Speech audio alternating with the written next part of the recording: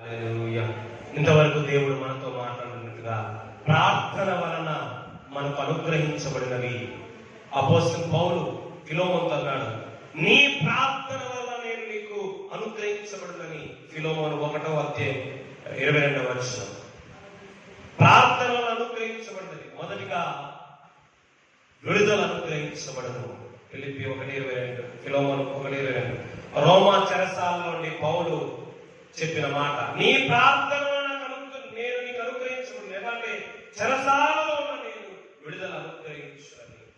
81 కీర్తన 7:54-7 ప్రకారం దేవుడు మనం బంధకాల నుండి, బలహీనత నుండి, శోధన నుండి, వేదన అన్నిటి నుండి మనం విడిపించేవాడై ఉన్నాడు.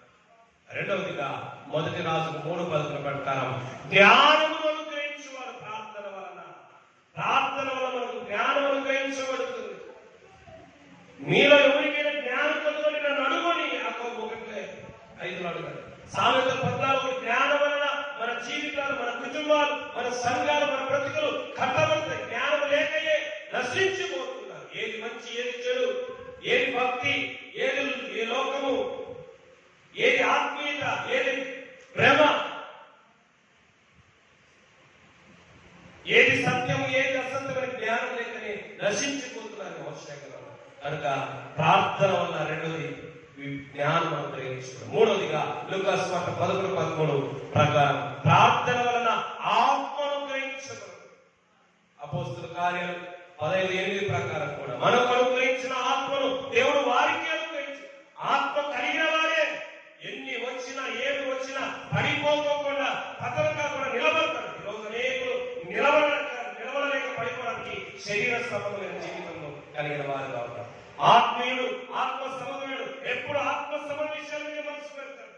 ఆత్మ కలిగిన వాడు నిగ్రహం కలిగి ఉంటాడు. ఆత్మ కలిగిన వాడు అన్నింటినీ వివేచిస్తాడు. ఆత్మ కలిగిన వాడు అన్నింటినీ జయిస్తాడు. నాలుగవదిగా 86 కీర్తన 16 ప్రకారం ప్రార్థన వల్ల బలము అనుగ్రహించబడు. న్యాయాధిపతులు 16 సంవత్సరాలు అయ్యా ఈ ఒక్కసారి నన్ను బలపరిచినప్పుడు తన జీవిత కాలంలో లేనంత బలాన్ని దేవుడు ఇచ్చాడు. యెషయా 40:31 ప్రకారం యెహోవాకు ఎదురు చూసేవారు శారీరక, మానసిక, ఆత్మీయంగా నూతన బలము, నూతన శక్తిని పొందుకుంటారు. బలహీనంగా ఉండి బలహీనంగా ఉండి వెనుకబడకుండా బలం అనుగ్రహిస్తాడు. నన్ను బలపరచు వారితో నేను సమస్తము చేయగలను, నా బలహీనతను బలవంతుడన్నాడు.